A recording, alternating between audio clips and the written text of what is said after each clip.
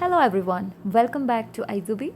Today I'm back with a new topic. Let's discuss one of the beautiful poem written by Walt Whitman, Out of the Cradle, Endlessly Rocking. Before that, if you are new to the channel or haven't yet subscribed it, please do subscribe and support me, and also hit the bell icon and enable the all button so that you'll get notified whenever I upload a new video. Yes, back to the class, Out of the Cradle, Endlessly Rocking by Walt Whitman. Let's begin our class with the biographical details about the author. About the author, Walt Whitman or Walter Whitman Jr. Where is this junior comes from? Actually, this junior has a story. I'll tell you it later. Okay. So Walt Whitman was an American poet, essayist, and journalist. He was a prominent literary figure during the 19th century, that too in American literature. He represents the transition from romanticism to modernism. Okay, and this very romanticism in America is actually transcendentalism. By the way, what is transcendentalism? That is a 19th century philosophical as well as literary movement, okay, that emphasizes the intuition, individual self-reliance, and the inheritance of goodness of both people and nature. Ralph Waldo Emerson, Henry David Thoreau ഇവരൊക്കെയാണ് transcendentalism എന്ന ഈ ഒരു മൂവ്മെൻറ്റിലെ പ്രധാനപ്പെട്ട writers. Okay, ഇനി അവരെന്താണ് പറയുന്നതെന്ന് അറിയാമോ? Transcendentalism emphasise on self reliance. Individualism എന്ന് പറയുന്ന ആ ഒരു ടേമിന് വളരെയധികം ഇമ്പോർട്ടൻസ് ഉണ്ട്. ഇൻഡിവിജ്വലിസം ഐ മീൻ നമ്മളായി തന്നെ ഇരിക്കുക. ഓക്കെ, നമ്മുടെ എക്സ്പീരിയൻസ്, നമ്മുടെ ഇമോഷൻസ്, നമ്മുടെ ഇൻറ്റ്യൂഷൻസ്, ഇതൊക്കെയാണ് the path to knowledge and truth എന്നാണ് അവർ പറയുന്നത്. സെൽഫ് റിലയൻസ് എന്ന് പറയുന്ന ഒരു വാക്കിന് they stress the importance of individualism and also a person's ability to be self reliant. We have to trust our own conscience and our own thoughts.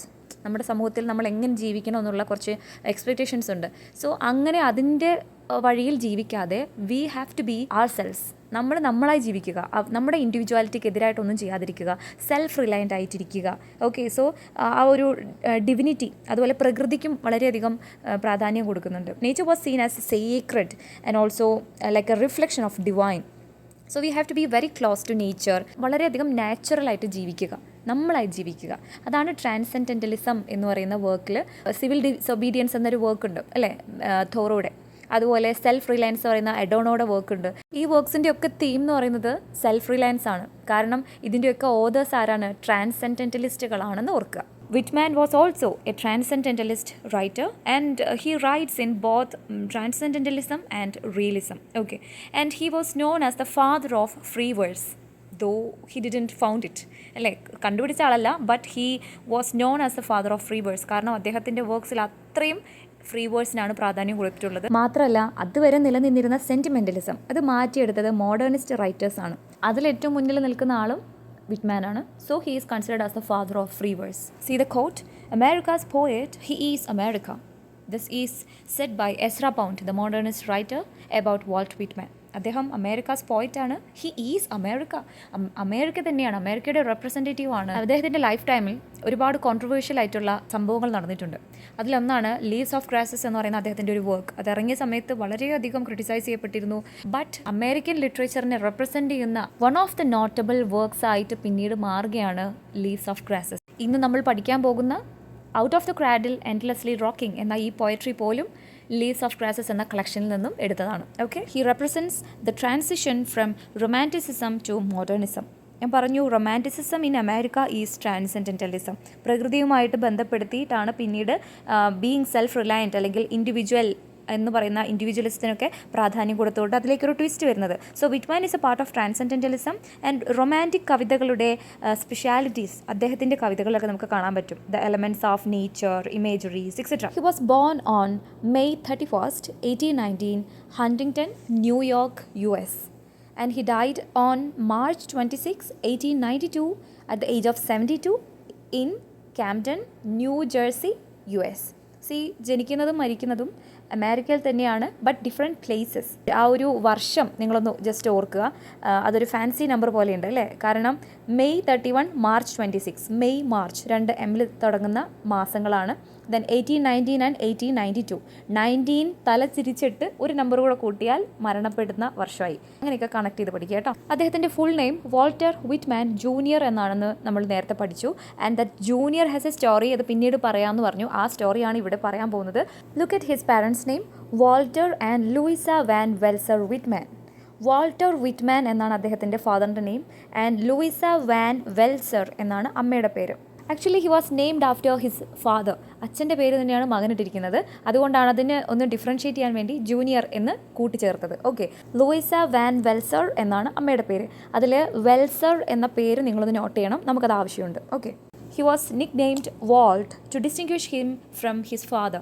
അച്ഛൻ്റെയും മകൻ്റെയും പേര് ഒന്ന് തന്നെ ആയതുകൊണ്ട് രണ്ടുപേരെയും ഡിസ്റ്റിങ്ക്വിഷ് ചെയ്യാൻ വേണ്ടിയിട്ട് വാൾട്ട് എന്നുള്ള ഒരു പേര് കുട്ടിക്കാലത്ത് തന്നെ ഒരു നിക് നെയിമായിട്ട് നമ്മുടെ പോയറ്റിന് ഇട്ട് കൊടുത്തിരുന്നു. അപ്പോൾ വാൾട്ട് വിറ്റ്മാൻ എന്ന കുട്ടിക്കാലത്തുള്ള ആ ഒരു നിക് നെയിമാണ് to distinguish his name from his father. Okay, so his childhood was like restless ആയിരുന്നു, അൺഹാപ്പി ആയിരുന്നു.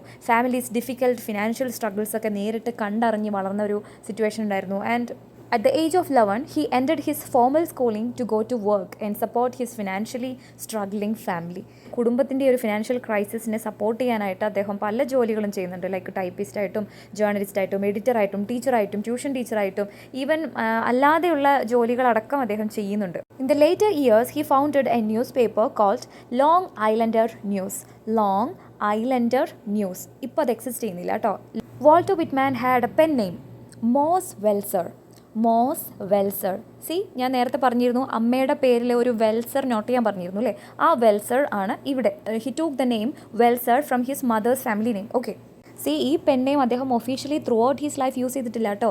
In 1852 he wrote a serialised novel life and adventures of Jack Engle. ഈ ഒരു വർക്കിലാണ് അദ്ദേഹം ഈ ഒരു മോസ് വെൽസർ എന്ന് പറയുന്ന പെൻ നെയിം ഉപയോഗിച്ചിട്ടുള്ളത്. He was A homosexual. അദ്ദേഹത്തിൻ്റെ ലൈഫിൽ ഒരുപാട് ഈ ഹോമോസെക്ഷൽ പാർട്ട്നേഴ്സ് ഉണ്ടായിട്ടുണ്ട്. അതിലേറ്റവും കൂടുതൽ നോട്ട് ചെയ്യപ്പെട്ടിട്ടുള്ള പേരാണ് Peter Doyle, then Harry Stafford, Bill Duckett, Ellen Grey. She is a lady but bisexual ആയിട്ടും ഉണ്ട്, ബട്ട് കൂടുതൽ ഹോമോസെക്ഷലാണ്. അതിൽ തന്നെ ഏറ്റവും കൂടുതൽ റൂമേഴ്സ് വന്നിട്ടുള്ളത്, ഐ മീൻ ഒരു പാർട്ട്ണറായിട്ട് വന്നിട്ടുള്ളത് പീറ്റർ ഡോയ്ലി ആണ്. And also alcoholic. അദ്ദേഹത്തിൻ്റെ ഏർലി ഏജസിലൊന്നും അദ്ദേഹം ആൽക്കഹോളിക് ആയിരുന്നില്ല. Okay, he was against drinks, drugs, but later അതില്ലാതെ പറ്റാത്തൊരവസ്ഥയുമായി. In his later years, he became heavily alcoholic. Then Deism, that was his religion. Do you know what is Deism? That is a religion in which the people or the believers believe in the existence of God, but they don't follow any God particularly. അതായത് ഒരു single ദൈവം that has created the law according to the nature's way. പ്രകൃതി എങ്ങനെയാണോ അതിൻ്റെതായ രീതിയിൽ ഈ ഭൂമിയെ സൃഷ്ടിച്ചു, അല്ലെങ്കിൽ ഈ യൂണിവേഴ്സിനെ സൃഷ്ടിച്ചു. And then the God left it to run by its own. അത് സ്വയം റൺ ചെയ്യട്ടെ, പിന്നീട് അതിനെ കൺട്രോൾ ചെയ്യാനായിട്ടൊരാൾ അവിടെ ഇല്ല. So the believers of deism, they believe in the existence of God but more focus on the body and the material world. And also he was against slavery. അദ്ദേഹത്തിൻ്റെ കാലഘട്ടത്തിൽ ആണ് അമേരിക്കൻ സിവിൽ വാർ ഒക്കെ നടക്കുന്നത്. So ആ ഒരു കാലഘട്ടത്തിൽ സ്ലേവറിയും നിലനിന്നിരുന്നു. So he was against slavery. Okay, ആരും ആർക്കും അടിമയല്ല. We have to be free. നമ്മൾ സെൽഫ് റിലയൻ്റ് ആയിരിക്കണം. അതാണ് ട്രാൻസെൻഡൻ്റലിസം എന്ന് പറയുന്ന മൂവ്മെൻറ്റിൻ്റെ ഭാഗമായിട്ട് വന്നൊരു ഐഡിയോളജിയാണത്. ഓക്കെ, ദൈവവിശ്വാസത്തിൽ പോലും സ്ലേവറി എന്ന് പറയുന്ന തോട്ടിനെ അവർ കൊണ്ടുവരുന്നുണ്ട്. Being under the control of God means a type of slavery. So അങ്ങനെയുള്ളൊരു ദൈവമല്ല അവർക്ക് വേണ്ടത്. So they follow deism. And അത് മെറ്റീരിയൽ വേൾഡിലും അവർ ഫോളോ ചെയ്യുന്നു. We are not under control of anybody. നമ്മൾ സെൽഫ് റിലയൻ്റ് ആയിരിക്കണം. We have to be individuals. He was also a nationalist. He was claimed as the first poet of democracy in the US. Okay, അതായത് literary മേഖലയിൽ മാത്രമല്ല, ദേശസ്നേഹവും ദൈവവിശ്വാസവും ഒക്കെ. And also his poetry often focused on both loss and healing. അദ്ദേഹത്തിൻ്റെ പോയട്രിയിൽ മെയിനായിട്ട് കാണപ്പെടുന്ന രണ്ട് തീംസാണ് ലോസ് ആൻഡ് ഹീലിംഗ്. ഇതിന് കാരണം അമേരിക്കൻ സിവിൽ വാറാണ്. അമേരിക്കൻ സിവിൽ വാറിൻ്റെ സമയത്ത് many people were brutally killed and so many of them were wounded. അപ്പോൾ ആ സമയത്ത് വിറ്റ്മാൻ അദ്ദേഹം ഈ ഒരു വൂണ്ടഡ് പീപ്പിളിനെ അസിസ്റ്റ് ചെയ്യാൻ പോയിരുന്നു, അവരെ സംരക്ഷിക്കാനും ശുശ്രൂഷിക്കാനും ഒക്കെ പോയിരുന്നു. സോ ആ ഒരു പീരീഡ് ഓഫ് ടൈമിൽ അദ്ദേഹത്തിന് കിട്ടിയ എക്സ്പീരിയൻസിൽ നിന്നാണ് ഈ ലോസ് ആൻഡ് ഹീലിംഗ് എന്ന തീം അദ്ദേഹത്തിൻ്റെ വർക്ക്സിലൊക്കെ റിഫ്ലക്റ്റ് ചെയ്യാൻ തുടങ്ങിയത്. Okay, then about his biographer Justin Kaplan. അദ്ദേഹത്തിൻ്റെ ബയോഗ്രഫറാണ് ജസ്റ്റിൻ കാപ്ലൻ. ഒരു ഫ്രോയിഡിയൻ മാതൃകയിലാണ്, സൈക്കോ ബയോഗ്രഫി ആയിട്ടാണ് അദ്ദേഹം biographies എഴുതാറുള്ളത്. Walt Whitman was a great admirer of. On the assassination of Abraham Lincoln, he wrote two works which were probably like elegies. First one, "Oh Captain, my Captain." The captain he mentioned here was Abraham Lincoln, of course. Then second elegy was "When Lilacs Last in the Dooryard Bloomed." Okay, and the third work, which were about Abraham Lincoln but not an elegy, and gave a series of lectures on Lincoln. His works became fashionable among the English literary group Pre-Raphaelites. Pre-Raphaelites എന്ന് പറയുമ്പോൾ നമുക്കറിയാം A.C. Swinburne, Rossetti ഇവരൊക്കെ അടങ്ങുന്ന ഒരു literary ഗ്രൂപ്പാണ് ഇംഗ്ലണ്ടിൽ. അതായത് 1840s late Victorian പീരീഡിൽ ഹോമോസെക്ഷുവാലിറ്റി, ദെൻ സെൻഷ്വൽ റിലേഷൻഷിപ്പ്, ഇതൊക്കെ ഉണ്ടായിരുന്ന ഒരു റൈറ്റേഴ്സ് ഗ്രൂപ്പ്, അതായത് ഇംഗ്ലണ്ടിലുണ്ടായിരുന്ന റൈറ്റേഴ്സ് ഗ്രൂപ്പാണ് പ്രീ-റാഫലൈറ്റ്സ്. ഒരു open and descriptive treatment of sexuality എന്ന രീതിയിലുള്ള വർക്ക്സൊക്കെ പ്രീ-റാഫലൈറ്റ് റൈറ്റേഴ്സും എഴുതാറുണ്ടായിരുന്നു. അതുകൊണ്ട് തന്നെ വിറ്റ്മാൻ്റെ വർക്ക്സൊക്കെ അവർക്കിടയിൽ വളരെയധികം ഒരു സ്ഥാനം നേടി. കാരണം I told you before, Leaves of Grass, okay, one of the works of Whitman that was accused of being pornographic and obscene. വളരെ പോണോഗ്രാഫിക് ആയിട്ടുള്ള ഒബ്സീൻ ആയിട്ടുള്ള വർക്കാണെന്ന് പറഞ്ഞ് ഒരുപാട് ക്രിറ്റിസിസം നേരിടേണ്ടി വന്ന വർക്കാണ് ലീവ്സ് ഓഫ് ഗ്രാസസ്. അപ്പോൾ മാത്രമല്ല വിറ്റ്മാൻ വാസ് ഓൾസോ ഹോമോസെക്ഷൽ. അപ്പോൾ ആ ഒരു രീതിയിലുള്ള കണക്ഷൻ ഇവർ തമ്മിലുണ്ടായിരുന്നു. അതുകൊണ്ടാണ് അദ്ദേഹത്തിൻ്റെ വർക്ക്സൊക്കെ പ്രീ-റാഫലൈറ്റ്സിൻ്റെ ഇടയിൽ ഒരു ഫ്ലറിഷ്ഡ് ആയത്. And in 1940s he was honored on a famous American series postage stamp, which means അദ്ദേഹത്തിൻ്റെ പേരിൽ ഒരു പോസ്റ്റൽ സ്റ്റാമ്പ് അമേരിക്ക പ്രൊഡ്യൂസ് ചെയ്തിരുന്നു 1940s. And about his death, he died of lung disease. അദ്ദേഹത്തിൻ്റെ resting place Harleigh cemetery, Camden, New Jersey, US. ആ ഒരു സെമിട്രിയുടെ പേര് ഓർത്ത് വയ്ക്കുക, Harleigh cemetery. Now let's talk about leaves of grass, one and only poetic collection of Walt Whitman. Okay, it was first published with 12 poems in the year 1855. ആദ്യമായിട്ട് ഈ ഒരു work publish ചെയ്യുന്നത് 1855 ഓക്കെ. അന്ന് അതിൽ 12 പോംസ് ആയിരുന്നു ഉണ്ടായിരുന്നത്. And there were no author name mentioned in that book. പേര് എഴുതിയിട്ടുണ്ടായിരുന്നില്ല, ബട്ട് അദ്ദേഹത്തിൻ്റെ പോർട്രേറ്റ് ഇങ്ങനെ എൻഗ്രേവ് ചെയ്തിട്ടുണ്ടായിരുന്നു ടെക്സ്റ്റിൽ. ഓക്കെ, അതിൻ്റെ കവർ പേജിലായിട്ട്. Later he called this poem as song of myself. അത് ഓർത്ത് വയ്ക്കണം, song of myself. Leaves of ഗ്രാസിൻ്റെ ഫസ്റ്റ് എഡിഷൻ പിന്നീട് അദ്ദേഹത്തിൻ്റെ കവിതയിലായിട്ട് സോങ് ഓഫ് മൈ സെൽഫ് എന്നുള്ള പേരിലും അറിയപ്പെട്ടിട്ടുണ്ട്. This particular work has edited during 1860, 1867 to 1892. 1892 അദ്ദേഹം മരണപ്പെടുന്നത്. അതുവരെയും പല തവണ ഇത് റിവൈസ് ചെയ്തിട്ടുണ്ട്. He continued expanding and revising this until his death in 1892. അതായത് 1855 ഇതിൻ്റെ ഫസ്റ്റ് പബ്ലിക്കേഷൻ നടക്കുന്ന സമയത്ത് there were only 12 poems. But ഇതിൻ്റെ ഫൈനൽ എഡിഷൻ 1892 പുറത്തിറങ്ങിയ സമയത്ത് 400+ പോയിട്രി അതിനകത്തുണ്ടായിരുന്നു. And this work were accused and criticized of being pornographic and obscene. It was first published by himself with 795 copies. First പബ്ലിക്കേഷനിൽ ഇതിൻ്റെ publisher ആരാണ്?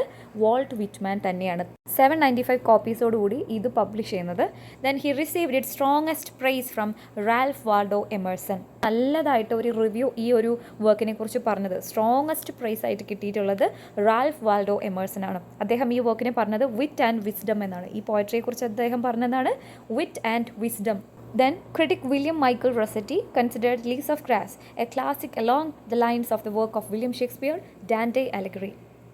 ഡാൻറ്റെയോടും വില്യം ഷേക്സ്പിയറിനോടും തന്നെ അത്രയധികം ക്ലാസിക്കലായിട്ട് ടച്ചുള്ള ഒരു വർക്കാണ് ലീവ്സ് ഓഫ് ഗ്രാസ് എന്ന് വില്യം മൈക്കിൾ റോസറ്റി അഭിപ്രായപ്പെട്ടിരുന്നു. But other all were negatives. Okay, even ഇതെന്തുകൊണ്ട് ഈ റൈറ്റർ ഇത് കത്തിച്ച് കളഞ്ഞില്ല എന്നൊക്കെ പലരും ചോദിച്ചിരുന്നു. അത്രയധികം വേസ്റ്റാണ്, റബിഷാണ് എന്നാണ് പറഞ്ഞിരുന്നത്. ബട്ട് പിന്നീട് അങ്ങോട്ട് ഇതിൻ്റെ ഒരു റെവല്യൂഷൻ ആയിരുന്നു. Now about this particular poem out of the cradle endlessly rocking എന്ന ഈ കവിതയെക്കുറിച്ച് നമുക്കിനി കുറച്ച് കാര്യങ്ങൾ സംസാരിക്കാം. ഇതിൻ്റെ original title a child's reminiscence എന്നായിരുന്നു. It was written in 1859. It was published in the Saturday Press on December 24th, 1859. ഇത് ആദ്യമായിട്ട് പബ്ലിഷ് ചെയ്യുന്നത് ഈ പോയട്രി എഴുതിയ അതേ വർഷം 1859 December 24th ദ സാറ്റർഡേ പ്രസ്സിലാണ്. ഓക്കെ, ഇനി ഇത് ലീവ്സ് ഓഫ് ഗ്രാസിൽ അദ്ദേഹത്തിൻ്റെ പോയട്രി കളക്ഷനിൽ ഇത് എപ്പോഴാണ് പബ്ലിഷ് ചെയ്തത്? 1860. അതായത് 1855 ആദ്യം ലീവ്സ് ഓഫ് ഗ്രാസ് പബ്ലിഷ് ചെയ്യുന്നത്. അതിനുശേഷം വീണ്ടും കുറച്ചുകൂടെ പോയട്രീസ് ആഡ് ചെയ്ത് കുറേ റിവൈസ് ചെയ്തതിന് ശേഷം 1860 ലീവ്സ് ഓഫ് ഗ്രാസ് പബ്ലിഷ് ചെയ്തിരുന്നു. ആ ഒരു എഡിഷനിലാണ് ഈ പോയട്രി ആദ്യമായിട്ട് പബ്ലിഷ് ചെയ്യുന്നത്. It tells the tale of his artistic birth. ഈ കവിത പറയുന്നത് എന്താണ്? അദ്ദേഹത്തിൻ്റെ ആർട്ടിസ്റ്റിക് ബർത്തിനെ കുറിച്ചാണ്. അതായത് അദ്ദേഹം ഒരു കവിയായി മാറിയത് എങ്ങനെയാണ്. The birth of the poet എന്നാണ് ഇതിൻ്റെ തീം എന്ന് നമുക്ക് പറയാൻ പറ്റും. അതായത് ഒരു കുട്ടിയിൽ നിന്നും from a child to a poet. Therefore, we could say this poetry has some autobiographical elements. He used the images like bird, boy and sea. Bird, boy, sea, ഈ 3 ടേംസാണ് ഈ കവിതയിലെ പ്രധാന കഥാപാത്രങ്ങൾ. ഒരു സീഷോർ ആകുന്ന സെറ്റിംഗ്, അവിടെ ഒരു ട്രീ, അതിൻ്റെ മേലെ ഒരു നെസ്റ്റ്, അവിടെ 2 ബേർഡ്സ് ഉണ്ട്.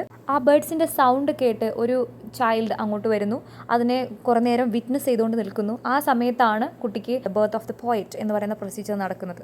Here the basic theme of this poetry is relationship between suffering and art. See, this one is important. In the 1816th edition of Leaves of Grass, see, this particular poetry has 3 titles. The first and original one was A Child's Reminiscence. അത് ആദ്യമായിട്ട് publish ചെയ്ത സമയത്ത് അതായിരുന്നു. രണ്ടാമത് 1816 ഈ poetry leaves of grass എന്ന കളക്ഷനിലേക്ക് add ചെയ്ത സമയത്ത് a word out of the sea എന്നാക്കി. Second title a word out of the sea. Third title 1871 republish ചെയ്ത സമയത്ത് out of the cradle endlessly rocking എന്നാക്കി മാറ്റി. സോ 3 ടൈറ്റിൽസ് ഉണ്ടെന്ന് ഓർക്കുക. And this poem is a free verse with 13 sections. ഇതിന് 13 sections ഉണ്ടെന്ന് നമുക്ക് പറയാൻ പറ്റും. ഇത് സ്റ്റാൻസ വൈസ് നോക്കുകയാണെങ്കിൽ ഓൾമോസ്റ്റ് ഒരു 19ഓളം കാണാം, ബട്ട് പെർട്ടിക്കുലർലി നമുക്കൊരു സ്റ്റാൻസ ആണെന്ന് പറയാൻ കഴിയില്ല. Okay, it says about the awakening of a boy to a poet. In a particular moment the birth of a poet takes place in a boy. ദിസ് poem links Whitman to the romantics. Romantic കാലഘട്ടത്തിലുള്ള features ഈ പോയട്രിയിലുണ്ട്. അതായത് ഈ bird, sea, nature. So a transition between romanticism and modernism എന്ന് പറയുന്നത് അതുകൊണ്ടാണ്. റൊമാൻറ്റിക്സിൻ്റെ elements വരുന്നുണ്ട്, എന്നാൽ മോഡേണിസ്റ്റ് പോയട്രിയിലെ ഏറ്റവും പ്രധാനപ്പെട്ട ഫീച്ചറായിട്ടുള്ള ഫ്രീ വേഴ്സ് ഇതിൽ ഉപയോഗിച്ചിട്ടുണ്ട്. അതുകൊണ്ടാണ് റൊമാൻറ്റിക് വേഴ്സ്, മോഡേണിസം എന്ന് പറയുന്ന ഒരു 2 ഫീൽഡിലും അദ്ദേഹം വരുന്നത്. Okay, so the poem brings the idea birth of the poet and the death of the self, which means ഒരാളുടെ സെൽഫ് ഡെത്ത് ആവുമ്പോഴാണ് ഒരു പോയറ്റിൻ്റെ ബർത്ത് സംഭവിക്കുന്നത്. ഓക്കെ, സോ രണ്ടും simultaneously it happens. Birth of the poet and death of the self. And about the themes of the poetry, it says about the cycle of life and death and the memory, loss and love. Okay, then the final stanza, the transformative power of art and nature നടക്കുന്നത്. Art എന്ന് പറയുന്ന ഒരു അവസ്ഥയിലേക്ക് എങ്ങനെയാണ് nature പോയറ്റിനെ കൊണ്ടുപോകുന്നത്. Self നഷ്ടപ്പെടുന്നു, self death ആവുന്നു, and he becomes a poet, ഒരു ആർട്ടിസ്റ്റായിട്ട് മാറുന്നു. അതിന് കാരണക്കാരനാവുന്നത് ആരാണ്? It's nature. ഓക്കെ, സോ റൊമാൻറ്റിസിസത്തിൻ്റെ ഒരു കണക്ഷൻ വരുന്നത് കണ്ടില്ലേ. The prominent poetic device used in this poem is anaphora. What is anaphora? Do you know that? ഒരു പോയട്രിയിൽ ഒരു സ്റ്റാൻസ് നമ്മൾ എടുക്കുകയാണെങ്കിൽ അതിൽ അടുപ്പിച്ചുള്ള 2 അതിൽ കൂടുതലോ ഉള്ള ലൈൻസിൻ്റെ സ്റ്റാർട്ടിങ് ഒരേ വേർഡ്സ് വെച്ച് തുടങ്ങുകയാണെങ്കിൽ ദാറ്റ് ഈസ് അനഫോറ. ഈ പോയട്രിയിൽ നമുക്കത് പലതവണ കാണാൻ പറ്റും. അതായത് ദിസ് പോയട്രി ഹാസ് 4 വോയിസസ്. 4 ശബ്ദങ്ങൾ ഈ ഒരു കവിതയിലുണ്ട്. ഏതൊക്കെയാണ് ശബ്ദങ്ങൾ? The bird, the boy, the man and the sea. The man may be either the speaker or ഇവിടെ ജനിച്ചു എന്ന് പറയുന്ന ദ ബർത്ത് എന്ന് പറയുന്ന പ്രക്രിയയിലൂടെ ഉണ്ടായിട്ടുള്ള പോയറ്റ് ആവാം. This poetry says about the poetic journey. എങ്ങനെയാണ് ഒരു വ്യക്തി ആർട്ടിസ്റ്റായി മാറുന്നത്, എങ്ങനെയാണ് ഒരാൾ ഒരു പോയറ്റായിട്ട് മാറുന്നത്. So the poetry says about the maturity of the poet. So ഒരു പ്രൊസീജിയർ പറയുന്നു, ഒരു ജേർണി പറയുന്നു, അവിടെ എന്തൊക്കെ സംഭവിക്കുമെന്ന് പറയുന്നു. ഇതിൻ്റെയൊക്കെ അവസാനം ഇതിനൊക്കെ വിറ്റ്നസ് ആയി നിൽക്കുന്ന സി ഒരു ഫൈനൽ ഡിസിഷൻ അല്ലെങ്കിൽ ഒരു ഫൈനൽ സൊല്യൂഷൻ പറയുന്നുണ്ട്. The sea's finality is or the final word uttered by the sea was the word of the sweetest song and all song, that is death. ഏറ്റവും മനോഹരമായ song, the sound of the sea, that was about death. So the historical context mentioned in this poetry is American Civil War. Okay, for the VHSE English examination in the syllabus it is not for detailed study. So ഇതിൻ്റെ important ആയിട്ടുള്ള ഓരോ സെഗ്മെൻറ്റ്സും നമ്മൾ discuss ചെയ്ത് പോവുകയാണ്. അതായത് ഇതിൽ നിന്ന് എന്ത് ചോദ്യം വന്നാലും നിങ്ങൾക്ക് ആൻസർ ചെയ്യാൻ പറ്റുന്ന രീതിയിലാണ് ചാർട്ട് ചെയ്തിട്ടുള്ളത്. So the opening scene, the first section is like 22 lined single stanza or single section. 22 lines ഉണ്ട്, ബട്ട് അതിൻ്റെ എൻഡിങ് 22ാമത്തെ വരിയിലാണ്. So like 1 single stanza. Okay, ആ ഒരു സ്റ്റാൻസയിൽ മൊത്തം anaphora and parallelism we could find. നിങ്ങൾ ആ പോവും ഒന്ന് നോക്കണം, ആ വായിക്കുന്ന സമയത്ത് നിങ്ങൾക്ക് മനസ്സിലാവും. 2 അതിൽ കൂടുതലോ അടുത്തടുത്തുള്ള വരികളിൽ ഒരേ വേർഡ്സ് വെച്ചിട്ടാണ് മിക്കതും സ്റ്റാർട്ട് ചെയ്യുന്നത്. The first 3 lines itself is beginning with out of the cradle endlessly rocking like that. ആദ്യത്തെ വരി തന്നെയാണ് നമ്മുടെ ഈ കവിതയുടെ ടൈറ്റിലായിട്ടും സെലക്ട് ചെയ്തിട്ടുള്ളത്. ആദ്യം തന്നെ ഒരു മോക്കിംഗ് ബേർഡിൻ്റെ മ്യൂസിക് പറയുന്നുണ്ട്. ഏത് ബേർഡാണ്? Mockingbird. Okay, that sound serves like a catalyst. അതായത് ഒരു കവി ഉണ്ടാവാൻ അല്ലെങ്കിൽ ഒരു കവിയുടെ ബർത്ത് സംഭവിക്കാൻ അവിടെ കാരണമാകുന്നൊരു കാറ്റലിസ്റ്റാണ് ഈ ബേർഡിൻ്റെ മ്യൂസിക് അല്ലെങ്കിൽ ഈ ബേർഡിൻ്റെ ശബ്ദം. ഓക്കെ, ഇനി ഫസ്റ്റ് സെക്ഷനിൽ പറയുന്ന മാസം എത്രാമത്തെ മാസമാണ്? 9th month. ഇവിടെ 9th month എന്ന് പറയാൻ കാരണം എന്താണ്? വി നോ 9th മന്തിലാണ് ഒരു ബേബി ജനിക്കുന്നത് അല്ലേ, ഫുൾ മെച്യൂരിറ്റി എത്തിയിട്ടുള്ള ഒരു ബേബി ജനിക്കുന്നത് 9th മന്തിലാണ്. സിമിലർലി ഈ പോയട്രിയിൽ ഒരു ബർത്ത് സംഭവിക്കുന്നുണ്ട്. ഒരു ചൈൽഡിൽ നിന്നും ഒരു മെച്യൂർഡ് ആയിട്ടുള്ള ഒരു പോയറ്റ് ജനിക്കുന്നുണ്ട് അല്ലേ. ആ പോയറ്റിൻ്റെ ജനനത്തെ കാണിക്കാനാണ് ഇവിടെ 9th മന്ത് എന്നിവിടെ പറഞ്ഞിട്ടുള്ളത്, right. So 9th month means it is a symbolism. So ഈ പോയട്രിയുടെ ഓപ്പണിംഗ് സീൻ നിങ്ങളൊന്ന് ആ സെറ്റിംഗ് ഒന്ന് ഇമാജിൻ ചെയ്യുക. എൻ്റെ ഈ വീഡിയോയുടെ തമ്പനയിൽ നിങ്ങൾക്ക് നോക്കിയാൽ ഞാനത് സെറ്റ് ചെയ്ത് വെച്ചിട്ടുണ്ട്. അതായത് ഒരു സീഷോർ, ആ സീഷോറിൻ്റെ സൈഡിലായിട്ട് ഒരു ട്രീ ഉണ്ട്. ആ ട്രീയിൽ ഒരു നെസ്റ്റ് ഉണ്ട്, അതിൽ 2 ബേർഡ്സ് ഉണ്ട്. അതിനെ നോക്കി നിൽക്കുന്ന ഒരു ബോയ്, ഒരു ചൈൽഡ് ഉണ്ട്. ഓക്കെ, ഇതാണ് setting. And also in the opening scene the child leaving his bed. ഈ കുട്ടി അതിൻ്റെ ബെഡിൽ നിന്നും എഴുന്നേറ്റ് വരികയാണ് ഈ സീഷോറിൽ. അതായത് കുട്ടിയുടെ വീട് സീഷോറിലായിരിക്കാം, അടുത്തായിരിക്കാം. അപ്പോൾ ഈ ബേർഡ്സിൻ്റെ കരച്ചിൽ കേട്ടിട്ട് കുട്ടി അതിൻ്റെ ബെഡിൽ നിന്നും എഴുന്നേറ്റ് സീഷോറിലേക്ക് പോവുകയാണ്. ഈ ശബ്ദം എവിടെ നിന്നാണ് കേൾക്കുന്നത്, ആ പക്ഷികൾ എവിടെ നിന്നാണ് കരയുന്നത് എന്ന് കേൾക്കാൻ വേണ്ടി പോകുന്നു. So the child leaving his bed എന്ന് പറയുന്നത് തീം ഓഫ് മെമ്മറി ആൻഡ് നൊസ്റ്റാൾജിയാണ്. നമ്മുടെ കുട്ടിക്കാലം എന്ന് പറയുന്നത് നമ്മുടെ എപ്പോഴത്തെ നമ്മുടെ മെമ്മറിയാണ്, നമ്മുടെ നൊസ്റ്റാൾജിയാണ് അല്ലേ. ഈ പോവം ബിഗിൻ ചെയ്യുന്നത് എങ്ങനെയാണ്? Out of the cradle endlessly rocking എന്ന് പറഞ്ഞുകൊണ്ടാണ്. ഔട്ട് ഓഫ് എന്ന് പറഞ്ഞാൽ എന്താണ്? ഗെറ്റ് ഔട്ട് ഓഫ് എന്ന് പറഞ്ഞാൽ പുറത്ത് കിടക്കുക എന്നാണ്. അതായത് അത്ര കാലം ആ കുട്ടി ക്രാഡിലിൻ്റെ ഉള്ളിലായിരുന്നു. ഒരു ക്രാഡിൽ എന്ന് പറഞ്ഞാൽ എന്താണ്? നമ്മുടെ സേഫ് സോൺ ആണ് അല്ലേ. ഒരു കുട്ടിയാവുന്ന സമയത്ത് കുട്ടിയുടെ സേഫ് സോൺ എന്ന് പറയുന്നത്, അല്ലെങ്കിൽ ഒരു കംഫർട്ട് സോൺ എന്ന് പറയുന്നത് ഇറ്റ്സ് ക്രാഡിൽ. അവിടെ നിന്നും കുട്ടി ഔട്ടാവുകയാണ്, പുറത്തേക്ക് വന്നു. ഇപ്പോൾ ആ പുറത്തേക്ക് വരാനുള്ള കാരണം ആരാണ്? It's the sound of the birds. ആ ബേർഡ്സിൻ്റെ പേര് മോക്കിംഗ് ബേർഡ് എന്നാണ് കവിതയിൽ പറയുന്നത്, ശ്രദ്ധിക്കുക. ഓക്കെ, സോ നൊസ്റ്റാൾജിയയിൽ നിന്നും റിയൽ ലൈഫിലേക്ക് കുട്ടി എൻട്രി ചെയ്യാണ്, അല്ലെങ്കിൽ ആ കുട്ടിക്കാലത്ത് നിന്നും ആ മെച്യൂരിറ്റിയിലേക്കുള്ള ഫസ്റ്റ് സ്റ്റെപ്പാണ്. So the poetic journey begins here. ഈ ബിഗിനിങ് സ്റ്റേജിൽ പോയറ്റ് ഒരു കുട്ടിയായിട്ടാണുള്ളത്. Okay, the poet is a boy now on Long Island walking by the sea ഷോറിലൂടെ കുട്ടി നടക്കുന്നു. So he is out of the cradle now. Now let's talk about the birds. ഇവിടെ ബേർഡ്സിൻ്റെ sound കേട്ടിട്ടാണ് കുട്ടി cradle അല്ലെങ്കിൽ ആ ബെഡിൽ നിന്നും പുറത്തേക്ക് ഇറങ്ങി വരുന്നത് അല്ലേ, സീഷോറിലേക്ക്. അവിടെ ഒരു ചോദ്യം, what is the name of the grassy spring landscape mentioned in this poem is Paumanok. ഏത് സ്ഥലമാണ് ഇവിടെ മെൻഷൻ ചെയ്യുന്നത്? പോമനോക്ക്. പോമനോക്ക് ഒരു ഗ്രാസി സ്പ്രിംഗ് ലാൻഡ്സ്കേപ്പാണ്. We could see the romantic poetry features. Paumanok എന്ന് പറയുന്ന ഒരു ഗ്രാസി സ്പ്രിംഗ് ലാൻഡ്സ്കേപ്പാണ്. Then child memory, nostalgia, birds, tree, seashore. It's all the elements of nature. We could easily pick out the features of romanticism here. അല്ലേ. ഇനി lilac scent in the air. Lilac ഫ്ലവറിൻ്റെ fragrance എയറിലൊക്കെ ഉണ്ടെന്ന് പറയുന്നുണ്ട്. And the 5th month grass was growing. ഏതാണ് 5ാമത്തെ മാസം? 5th month. That is spring's vitality. Now about the birds. 2 feathered guests from Alabama. എങ്ങനെയാണ് പറഞ്ഞിട്ടുള്ളത്? 2 feathered guests. If a question like this comes, who are the 2 guests from Alabama? They are the birds അല്ലേ. ആ birds എങ്ങനെയാണ് പറയുന്നത്? Mocking birds എന്നാണ് പറയുന്നത്. They came to the seashore, they built a nest on the tree, then they laid eggs. And we could see the description of eggs also in the poetry. 4 light green eggs spotted with brown. ഇളം പച്ച നിറമുള്ള ഒരു പിസ്ത green ഷെയ്ഡുള്ള എഗ്സാണ് 4 എണ്ണം ഉണ്ട്. ആ ഒരു എഗ്സിലൊക്കെ brown spots ഉണ്ട്. Now what does the birds do? The he bird to and fro and she bird crouched on her nest. ഇവർക്ക് 2 പേർക്കും ഒരു റുട്ടീൻ ലൈഫുണ്ട്. They are sharing the responsibility. He bird to and fro മോഷനിൽ അവരിങ്ങനെ പാറുന്നുണ്ട്, പുറത്ത് പോയി ഭക്ഷണം കളക്ട് ചെയ്ത് കൊണ്ടുവരുന്നുണ്ട്. And she bird she crouched on her nest. മുട്ടയ്ക്ക് അടയിരിക്കുകയാണ് ചെയ്യുന്നത്. So it shows the intimacy in their lifes. 2 പേരുടെയും ജീവിതത്തിൽ 2 പേരും അവരുടെ ഷെയറിങ്ങോട് കൂടി നല്ല രീതിയിൽ ചെയ്യുന്നുണ്ട്. Okay, so it emphasises the themes like connection to nature, the passage of time and the delicate balance of life and death. So for what did we understand? A pair of mockingbirds nesting by the sea. Okay, ഒരു സീഷോറാണ്. ഞാൻ പറഞ്ഞു അവിടെ ഒരു മരമുണ്ട്. അവിടെ 2 birds ആലബാമയിൽ നിന്നും 2 feathered guest വന്നു കൂടുന്നു. അവർ നെസ്റ്റ് ബിൽഡ് ചെയ്യുന്നു. 4 മുട്ടകളിട്ടു. അതിൻ്റെ ഡിസ്ക്രിപ്ഷൻ പറഞ്ഞു. Symbolism like love, companionship and harmony in nature. സമാധാനപരമായിട്ട് ജീവിക്കുന്നു. All of a sudden the female bird disappears, perhaps dead or flown away. ചത്തുപോയിട്ടുണ്ടാവാം, അല്ലെങ്കിൽ പാറി പോയതാവാം. Leaving the male bird alone. ഇപ്പോൾ അവിടെ ആ ഒരു മെയിൽ ബേർഡിനെ തനിച്ചാക്കിയിട്ടാണ് ഷീ ബേർഡ് പോയിട്ടുള്ളത്. He sings mournfully. വളരെ സങ്കടത്തോടു കൂടിയിട്ടാണ് ഈ ആൺപക്ഷി കരയുന്നത് അല്ലെങ്കിൽ ശബ്ദമുണ്ടാക്കുന്നത്. Calling and searching for his lost mate. See here also we could see the symbolism. കാരണം ഒരു ബർത്ത് നടക്കണമെങ്കിൽ we have to sacrifice something. ഒരുപാട് പെയിൻഫുൾ ആയിട്ടുള്ള എക്സ്പീരിയൻസ് നമ്മൾ അനുഭവിക്കേണ്ടിയിരിക്കുന്നു അല്ലേ. ഈവൻ ഒരു ഹ്യൂമൻ ബർത്ത് ആണെങ്കിലും പെയിൻഫുൾ ആയിട്ടുള്ള ഒരു മൊമെൻ്റാണ്. ബട്ട് അവിടെ അങ്ങനെ ഒരു പെയിൻഫുൾ മൊമെൻറ്റ് സംഭവിച്ചാലേ ഒരു ബർത്ത് സംഭവിക്കുന്നുള്ളൂ. ഇവിടെ അതുപോലെ തന്നെയാണ്.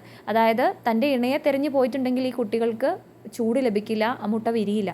സോ ഒരു ബർത്ത് നടക്കണമെങ്കിൽ അവിടെ പെയിൻഫുൾ ആയിട്ടുള്ള ഒരു എക്സ്പീരിയൻസ് നമുക്ക് ഉണ്ടാവണം. ദ പെയിൻ ഓഫ് സെപ്പറേഷൻ, അമ്മയും കുഞ്ഞും തമ്മിലുള്ള ഒരു separation, the painful separation and the universality of loss, അല്ലേ? നഷ്ടം. ഒരു അമ്മ അല്ലെങ്കിൽ ഒരു സ്ത്രീക്ക് പലതും നഷ്ടപ്പെട്ടിട്ടാണ് ഒരു ബർത്ത് സംഭവിക്കുന്നത്. ഫിസിക്കൽ ഇൽനെസ്, ഭംഗി, മസിൽസിൻ്റെ പെയിൻ, ഒരുപാട് ബ്ലഡ് നഷ്ടപ്പെടുന്നു. ഇനി അതൊരു പോയറ്റിക് ബർത്ത് ആണെങ്കിലും ഇത് തന്നെയാണ്. ആ കുട്ടി ഈ സൗണ്ട് കേട്ടിട്ടാണ്, ഈ mournful cry of this he bird, ഇത് കേട്ടിട്ടാണ് കുട്ടി അവിടെ നിന്ന് വീട്ടിൽ നിന്നും വരുന്നത്, ബെഡിൽ നിന്നും പുറത്തേക്ക് ഇറങ്ങി വരുന്നത് എങ്ങനെയാണ്?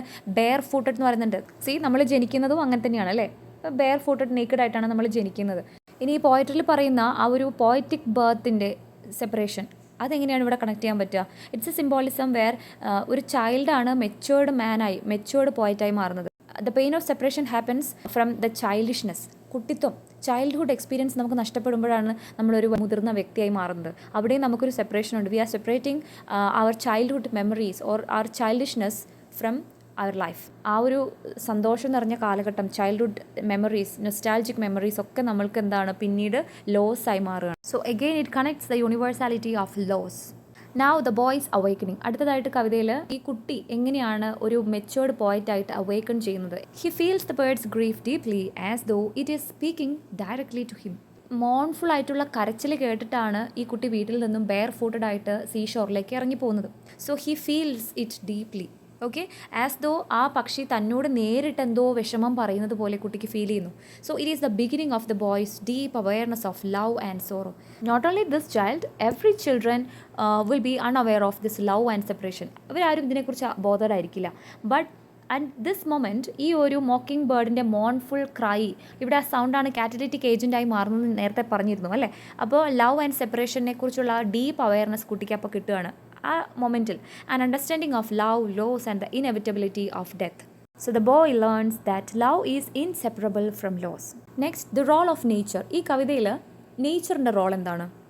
See, the speaker actually is a curious boy. He observes the scene with a mixture of awe and respect.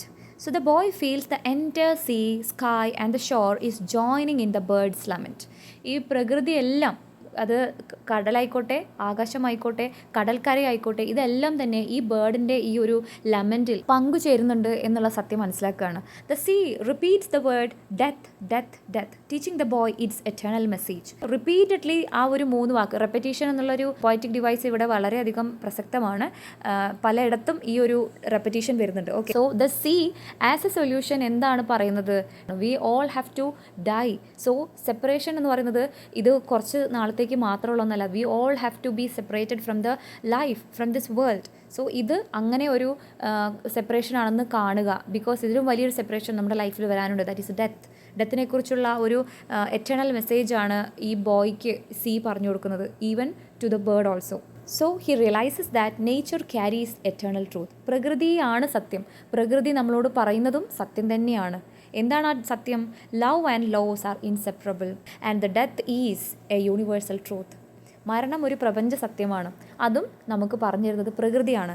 The boy first hears from nature. പ്രകൃതിയിൽ നിന്നും ഈ കുട്ടി ആദ്യമായി കേൾക്കുന്ന വാക്കെന്താണ്? Death death death. It's spoken by the sea. ചിലപ്പോൾ ഇങ്ങനെ ഒരു ക്വസ്റ്റ്യൻ ചോദിക്കും കേട്ടോ, ഈ ഡെത്ത് ഡെത്ത് ഡെത്ത് ഇതാരാണ് പോയത്തിൽ പറയുന്നത്? That is sea. So the bird's song and the sea's voice teach him that poetry must speak of love, loss and mortality. അപ്പോൾ ഈ പക്ഷിയുടെ കരച്ചിലിൽ നിന്നും, മോൺഫുൾ ആയിട്ടുള്ള കരച്ചിലിൽ നിന്നും, സീയുടെ വോയിസിൽ നിന്നും കുട്ടി എന്താണ് മനസ്സിലാക്കിയത്? Poetry must speak of love, loss and mortality. So the boy has awakened. Now he is becoming a poet. Or the birth of the poet എന്ന് പറയുന്ന പ്രൊസീജിയർ ഇവിടെ നടക്കുകയാണ്. It awakens his poetic voice. He realises his role as a singer or poet, എക്കോയിങ് the bird song.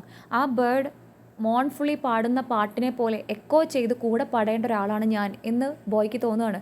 ഇവിടെ പാടുക അല്ലെങ്കിൽ singer means poet. I have to be a poet എന്ന് ആ സമയത്ത് ആ കുട്ടിക്ക് തോന്നുകയാണ്. Okay, the bird becomes his brother. The boy feels the bird as if his brother, and the bird is guiding him into self-awareness. See, transcendentalism self reliance, self awareness എന്നൊക്കെ ഈ ഒരു മൂവ്മെൻറ്റിൻ്റെ ഫീച്ചറാണ്. And the purpose of poetry, എന്തിനെക്കുറിച്ചാണ് പോയട്രിയിൽ ഞാൻ എഴുതേണ്ടത് എന്നും, to express love, loss and the truths of life. ഞാനൊരു പോയറ്റ് ആവേണ്ട ആളാണ്, ഞാൻ എഴുതേണ്ടത് ഇതിനെക്കുറിച്ചൊക്കെയാണ് എന്നുള്ളൊരു അവയർനെസ് ഈ ബേർഡിൻ്റെ സോങ് ആണ് കുട്ടിക്ക് അവേക്കണിങ് കൊടുക്കുന്നത്. ഓക്കെ, അങ്ങനെയാണ് കുട്ടി ഒരു പോയറ്റായി മാറണം എന്നുള്ള ആ ഒരു തോട്ടിലേക്ക് എത്തുന്നത്. Now the boy becomes aware of his destiny as a poet. He realizes about himself that he will forever be a singer, one who translates life into poetry. ജീവിതം കവിതയാക്കി മാറ്റുക, എന്നിട്ട് ആൾക്കാരിലേക്ക് എത്തിക്കുക, ഇതാണ് എൻ്റെ ദൗത്യം എന്ന് ആ സമയത്ത് കുട്ടി മനസ്സിലാക്കുന്നു. That is the time the birth of the poet takes place. Now what did you understand from the poetry? See, the sea's eternal murmur is both love and death. ഈ poetic journey of this boy and the death of the self and the birth of the poet, ഇതിനെല്ലാം silent victim was the sea. So ആ seek പറഞ്ഞു തരാനുള്ള solution എന്ന് പറയുന്നത് എന്താണ്? Eternal murmur, എന്നും പറയാനുള്ളത് both love and death. That is the universal truth. So the boy by the sea witnesses a mockingbird lose its mate, the bird's sorrowful song, and the sea's eternal voice awaken in him the knowledge of love and death, an experience that give birth to the poet's own voice. The poem closes with the sea's eternal voice repeating death, death, death. And it reminds us that love and death are inseparable, and out of them rises the eternal song of poetry. Now let's discuss the poetic devices used in this poetry. First one, free verse. The poem is written without rhyme or regular meter. Okay, this reflects the natural rhythm of speech and the sea's endless movement. Okay. Second one, anaphora. I told you before, this is a device in which a word or a phrase that is repeated at the beginning of two or more sentence or two or more lines in a poetry. You can check the original poem. അതിൻ്റെ first words ഒക്കെ ഒന്ന് ശ്രദ്ധിക്കുക, എല്ലാ ലൈൻസിൻ്റെയും. ആദ്യം തന്നെ തുടങ്ങുന്നത് out of the എന്ന് പറഞ്ഞിട്ടാണ്. പിന്നെ ഫ്രം, ഓ, അങ്ങനെ ഒരുപാട് എനഫോറാസ് നമുക്ക് കാണാൻ പറ്റും. അപ്പോൾ ഒറിജിനൽ പോയട്രി നിങ്ങളൊന്ന് എടുത്ത് പരിശോധിക്കണം. Third one, repetition. Repetition is A poetic device which is used in this poetry to emphasize the theme and also to show the rhythm of the poetry. Okay, then parallelism. In parallelism, the lines of the poetry often mirror each other in structure. Okay, so for example, the repeated calling phrases of the bird's song that echoes the human prayer or lament. Whitman has employed different types of parallelism like repetition of phrases, parallel structure, refrains, symbolic parallelism, emotional parallelism, etc. in this poetry. The detailed explanation of all these poetic devices along with illustrating the lines will be conducted in our Tyche English Academy discussion group. Okay, next is imagery. Poet has used vivid descriptions of the sea, shore, birds and the sky. For example, the two feathered guests from Alabama that paints a live picture of the mocking birds in our mind, right? Next is symbolism. Whitman has employed a number of symbolism in this poetry. The sea, which symbolizes eternity, nature's voice and death. Then the cradle. Cradle means the waves. അല്ലേ, cradle ഒരു wave പോലെ, തിരമാല പോലെ ആടുന്ന ഒരു സുഖമുള്ള കാര്യമാണ് cradle കിടക്കുക, അല്ലേ, തൊട്ടിൽ കിടക്കുക എന്ന് പറഞ്ഞാൽ. So the life's rhythm, the birth and the childhood. Okay, then the bird that is symbolized the poet's brother, symbolizing art, song and also human emotion.